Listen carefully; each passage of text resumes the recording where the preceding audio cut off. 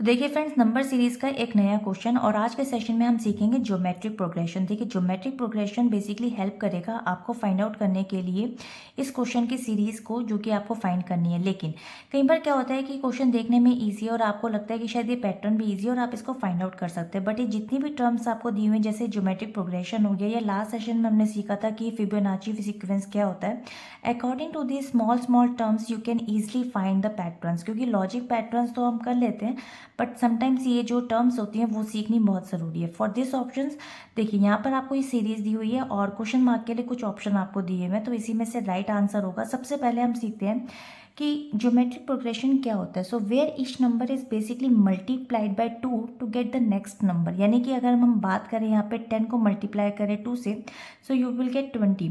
So now will basically check the ratio between the consecutive terms. तो सबसे पहले देखिए हम यहाँ पर ना रेशो को देखते हैं, यानी कि बीच में जो रेशो बन रही है।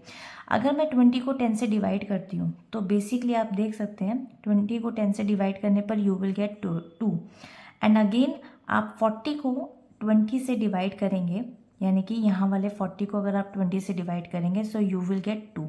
इसी तरीके से 80 को अगर आप 40 से डिवाइड करेंगे so basically you will gate 2। इसी तरीके से 160 को अगर आप 80 से डिवाइड करेंगे सो you will gate 2.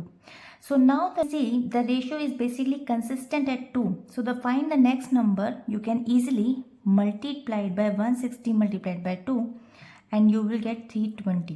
So the next number in the series is basically 320. So option में आप देख सकते हैं C option will be the right option. So basically I hope कि आपको geometric progression clear होगा which is one term.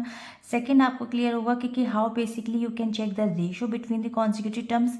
And the third, it's basically the ratio is consistent at 2. So the find the next number is basically easily multiplied by 2. So this is the answer. मिलते हैं next video में एक और नए question के साथ। Bye bye.